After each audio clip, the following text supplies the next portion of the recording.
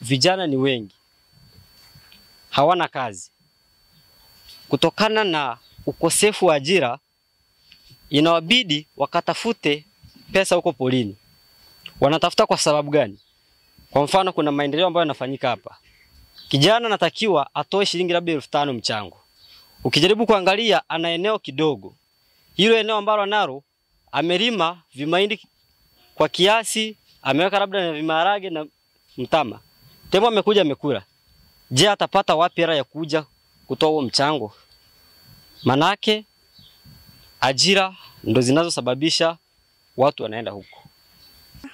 Hapo kuna wanyama ambao ni waharibifu wa mazao. Wanapoingia kijijini wanaharibu mazao, wanaharibu. Nakuta mtu una heka 2 ndizo unazotegemea na familia yako. Lakini yale malipo yanakuwa ni magumu sana kufanyaje kulipwa. Unakuta kuna njaa.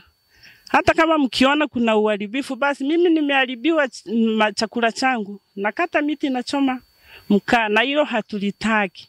Je, mnatusaidiaje kwenye malipo? Na mnapolipa malipo, mwe mnakuja kutulipia huku, tusiende kule kulipiwa. Faida inayotokana na shughuli za uhifadhi inanufaisha taifa zima, bila kujali kwamba huku ni Tarime, huku ni Masasi, huku ni Mtwara, huku ni Mbeya, huku ni Tabora. Sasa zinapoingia kwenye mfuko mkuu wa serikali kwa maana ya hazina, serikali inapanga mipango yake ya kupeleka ama kutekeleza miradi ya maendeleo kwa jamii. Miradi ya maji, miradi ya ujenzi wa mashule, miradi ya barabara katika Tanzania nzima. Lakini baada ya hapo, sisi kama hifadhi pia tunarudisha faida za moja kwa moja kupitia utekelezaji wa miradi. Kuna taratibu ambazo zinatakiwa zifanyike ili kijiji kuweza kupatiwa mradi, ndugu zangu. Sawa sawa ndugu zangu. Miradi ya ujirani mwema kimsingi huwa inaibuliwa na wananchi wenyewe. TANAPA huwa haileti miradi kwa vijiji, isipokuwa miradi inayoletwa vijijini inatokana na wananchi kufanya maombi kutegemeana na kipaumbele cha kijiji husika.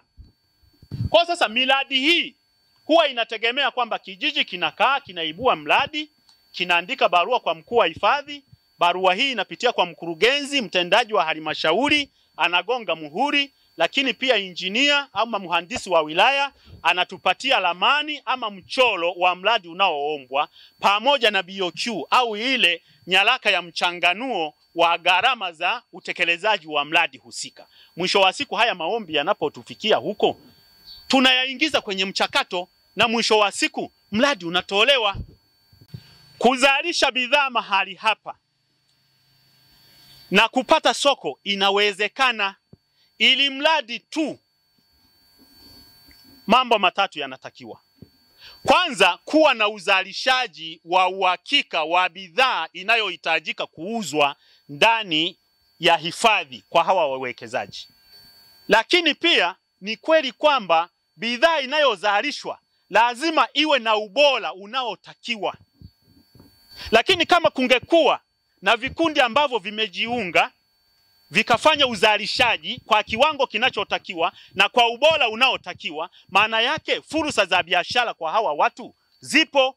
Tukumbuke kuwa haya maeneo ya uhifadhi kama hifadhi ya taifa Serengeti, eneo hili limetengwa kwa mujibu wa sheria.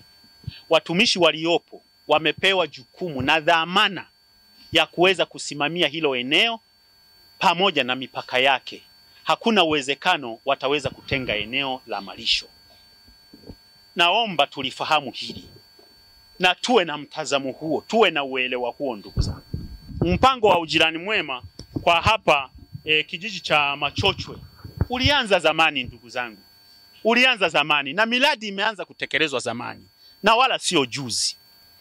Kuna mradi kama ukamilishaji wa madarasa 2 shule ya msingi Machochwe umewahi kufanyika, lakini pia ununuzi wa mabati katika shule ya sekondari Machochwe umewahi kufanyika. Ukamilishaji wa nyumba ya walimu katika shule ya msingi Machochwe umewahi kufanyika. Ununuzi wa samani kwa maana ya vitanda na magodoro katika shule ya sekondari Machochwe umewahi kufanyika. Lakini pamoja na miradi mingine, ujenzi wa choo shule ya msingi Machochwe, lakini pia kuna bweni mwaka 2008 liliweza kutekelezwa. Kwa sasa ndugu zangu, mahusiano yetu, utekelezaji wa miradi, ushirikishaji wa manufaa kupitia utekelezaji wa hii miradi haujaanza leo. Na masuala ya mila na desturi nayo pia yanaturudisha nyuma. Mila na desturi, nini hapa ninamaanisha? Wakati mwingine vijana wetu wanapoingia ndani ya hifadhi kufanya kazi kwenye haya mahoteli, wanashindwa kuwa wastahimilivu, wanakuwa labda na hasira, wanagombana, lakini pia wengine wanakosa ukarimu wa kuzungumza na hao wageni. Wakati mwingine hawataki wafanye kazi fulani, huku zinahitajika ajira. Na watu watakaoomba hizi nafasi na wakabahatika, jamani, tuna mifano mingi. Kuna watu wamekuwa mameneja wa hizi hoteli, wameanzia huku kwenye kazi za usafi, wameanzia huku. Na hawa watu watakaobahatika wakapata hizi nafasi, watasomeshwa hiyo miaka 2 na watapewa ajira, ndugu zangu, bila kitu chochote. Sasa mnataka tufanyeje? Tuweni na hizi sifa tajika, lakini pia tuweni waaminifu. Sisi wote lazima tushirikiane kwenye kulinda ile eneo. Kama unaona tembo imeshakuwa ni changamoto, toa taarifa mapema. Kuna miradi ambayo tumeianzisha ya kusaidizana. Kuna watu wetu wale wametengeneza mizinga ya nyuki maeneo ya Bisarara na Mbilikiri. Sawa? Kwa changamoto ya machochwe. Na kwa sababu tukiwa kule mimi niliwaambia hata machochwe wana changamoto.